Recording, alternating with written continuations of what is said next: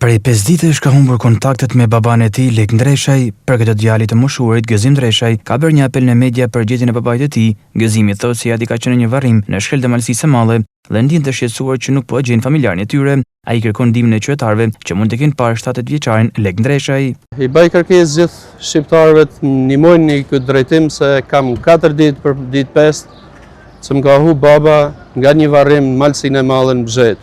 Kena kërkuar, na ka dhënë një mbështetje të mjaftueshme për Malësinë e Madhe, por deri tani nuk kena asnjë dhanë.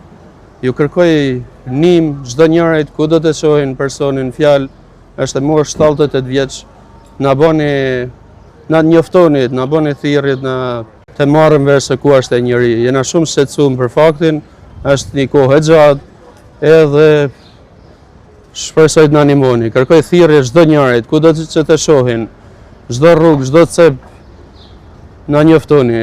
Gëzimi tregon se babai i tij nuk konsumon alkool, ndërkohë që është parë për herë të fundit duke kërkuar një automjet për të kthyer në shtëpinë e tij në Lezhë.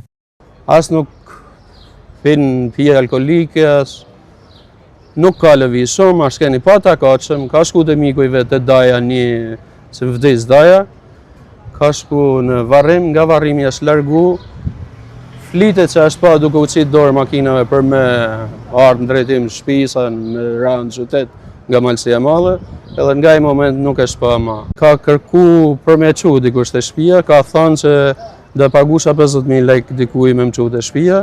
E kanë thënë sa të hambu këtë bëhet varrimi, bazë të rregullave, na çojmë kudo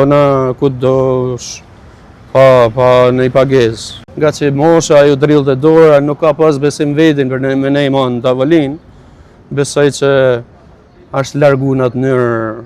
Familja Ndreshaj banoi në zonën e Rovicës në Lezhë.